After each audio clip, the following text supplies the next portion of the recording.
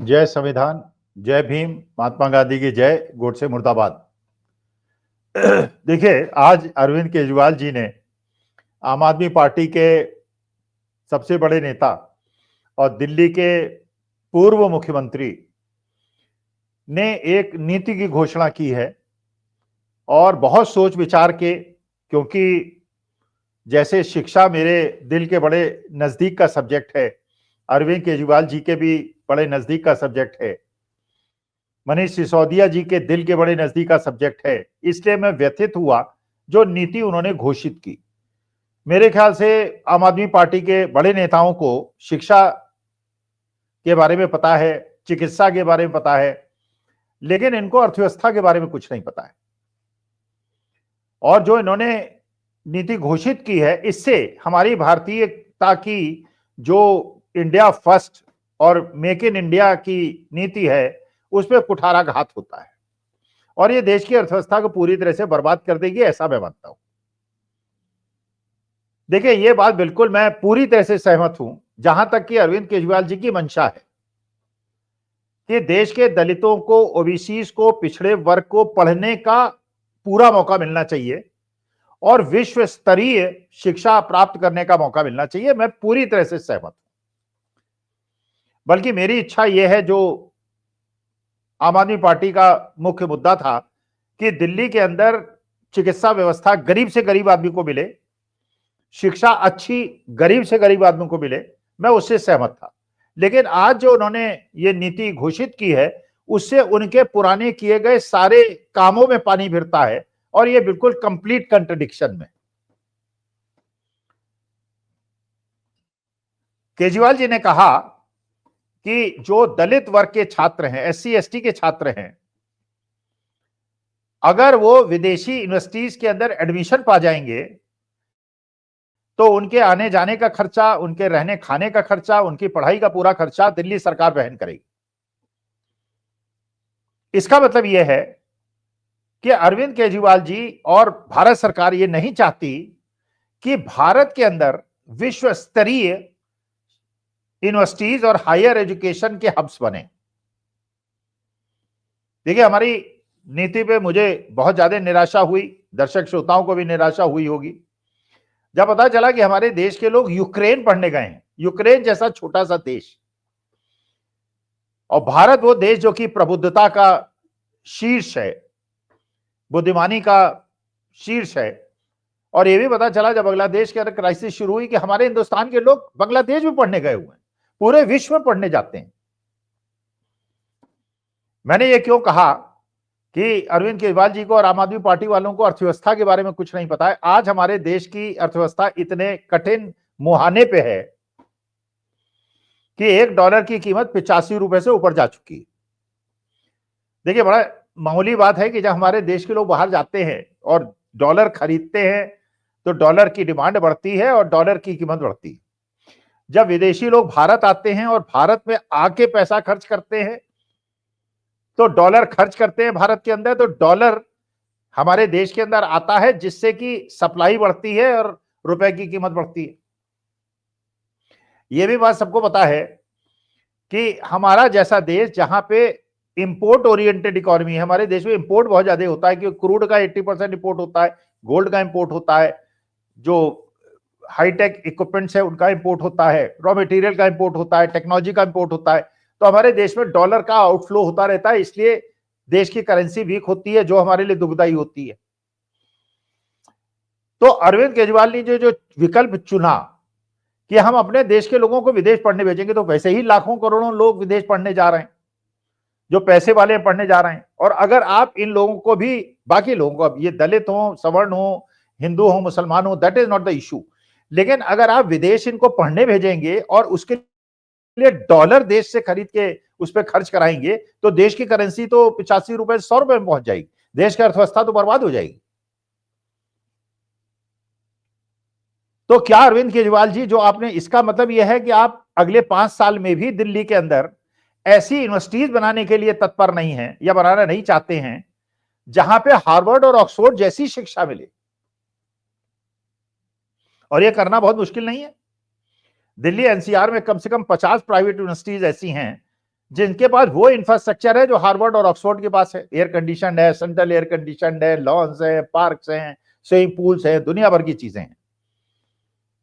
लेकिन जो चीज नहीं है वो ये है कि एक तो विश्व स्तरीय शिक्षक और विश्व स्तरीय शिक्षकों को प्रोत्साहन देने के लिए जिस प्रकार की रिसर्च की आवश्यकता है वो हिंदुस्तान की यूनिवर्सिटीज में नहीं है। और हिंदुस्तान की प्राइवेट यूनिवर्सिटी में तो शिक्षकों को नौकर की तरह ट्रीट किया जाता है, और सरकारी टीचर जो है 2-2 ढाई लाख तनख्वाह मिलती है, उनको पढ़ाने से कोई लेना देना नहीं होता, क्लास वो लेते नहीं और स्टूडेंट पढ़ते नहीं, वो बंटाधार दोनों जगह है। लेकिन अगर यहां के बच्चों को विदेश भेजने के बजाय अगर दिल्ली के अंदर आप 5 ऐसी इंटरनेशनल यूनिवर्सिटीज स्थापित करने की बात करते और ये कहते कि ये यूनिवर्सिटीज केवल दलित वर्ग के लिए होंगी और इनके अंदर इंटरनेशनल स्टैंडर्ड की पढ़ाई मिलेगी, इसमें विदेशी प्रोफेसर होंगे,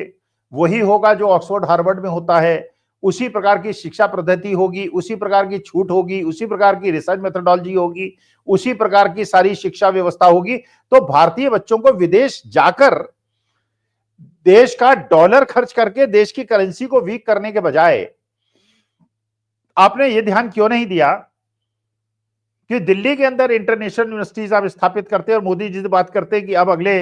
6 महीने के अंदर ये प्राइवेट यूनिवर्सिटीज को टेक ओवर कर लेंगे और ये इंटरनेशनल यूनिवर्सिटीज में बात कर लेंगे, हार्वर्ड, ऑक्सफोर्ड और जितनी बड़ी बड़ी यूनिवर्सिटीज हैं वहां के मैनेजमेंट से बात करेंगे, उनसे टेक्नोलॉजी लेंगे, वहां के टीचर्स यहाँ आएंगे, 10-10, 15-15 लाख रुपए महीने तनख्वाहें देंगे, लेकिन हमारे बच्चे जो उच्च शिक्षा के लिए विदेश जाके 1-1 करोड़ रुपए खर्च करते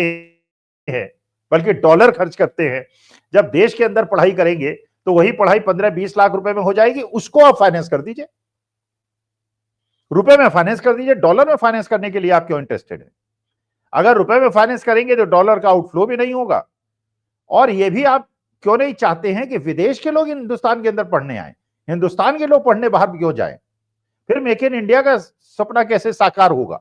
अगर हमारे ही देश के लोग विदेश जाके पढ़ेंगे और वहां जाके डॉलर खर्च करेंगे और रुपए को कमजोर करेंगे और डॉलर को मजबूत करेंगे, तो देश की अर्थव्यवस्था कैसे सुधरेगी? हाँ, इस बात से मैं सहमत हूं,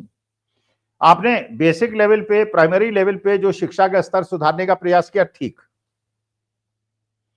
ये भी बात बिल्कुल सही है कि काशी हिंदू विश्वविद्यालय बनारस के अंदर जो पंडित मदन मोहन मालवीय ने स्थापित कराया,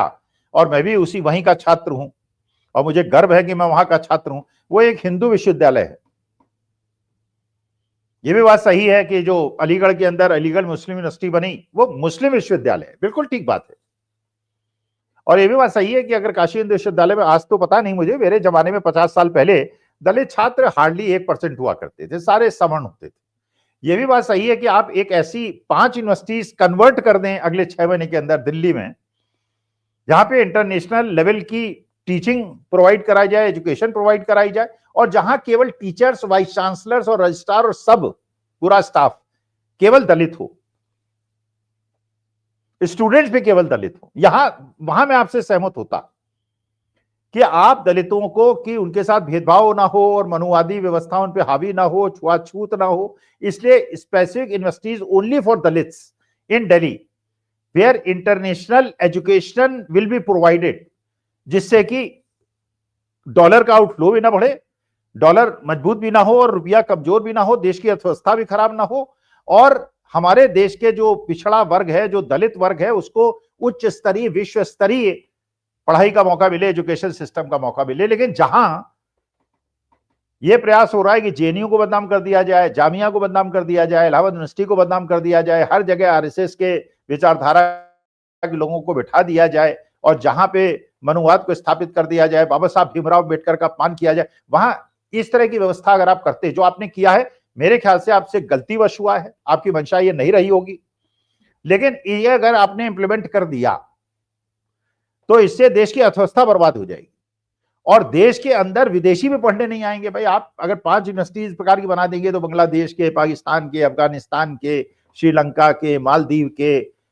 ईरान के, इराक के बच्चे, क्योंकि मैंने तो जिस प्राइवेट यूनिवर्सिटी में पढ़ाया वहां पे अफगानिस्तान के बच्चे पढ़ने आते थे और बड़े अच्छे बच्चे थे, बड़ी इज्जत करते थे और भारतीय संस्कृति सभ्यता से बड़े प्रेरित थे। तो बाहर के लोगों को प्रेरित कीजिए, हिंदुस्तान आके पढ़ें। अगर भारत के लोगों को बाहर भेजते रहेंगे आप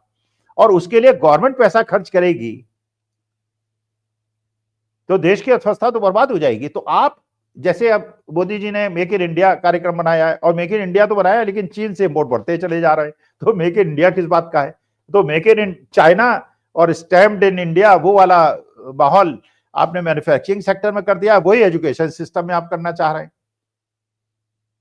अरे बेचारा वो वर्ग का आदमी जो इंग्लिश नहीं बोल सकता, उसको आप भेज देंगे हार्वर्ड और ऑक्सफोर्ड, वहां की अंग्रेजी वैसे हम लोगों को नहीं समझ में आती, तो ये बेचारा गांव का बच्चा कैसे समझेगा, उसमें हीन भावना बढ़ेगी। तो हिंदुस्तान के अंदर प्रबुद्ध टीचर्स को 5-5, 10-10 लाख की तनख्वाह देकर जो हिंदी में बात कर सके, अंग्रेजी भी ऐसी बोले जो बच्चों को समझ में आ जाए, और इंटरनेशनल स्टैंडर्ड की एजुकेशन भारतवर्ष की और दिल्ली के अंदर प्रोवाइड करने के बजाय जो आपने ये नीति घोषित कर दी है विदेश भेजने की, मेरे ख्याल से बिल्कुल इम्प्रैक्टिकल है, बिना सोचे समझे लाई गई हुई नीति है, केवल वोटों के लिए की गई नीति है, और इससे देश की अर्थव्यवस्था, देश का एजुकेशन सिस्टम और इससे दलित वर्ग का कोई फायदा नहीं होगा। लेकिन अगर भारत के अंदर ही, दिल्ली के अंदर ही इंटरनेशनल लेवल का केवल दलित यूनिवर्सिटी एक बनाई जाए, या 5 यूनिवर्सिटीज बनाई जाए जहां केवल दलित प्रोफेसर्स हो, वाइस चांसलर्स हो, टीचर्स हो, और किसी प्रकार का कोई भेदभाव ना हो, इंटरनेशनल स्टैंडर्ड की उनको एजुकेशन मिले, तो जो मकसद आप चाहते हैं वो पूरा होगा। लेकिन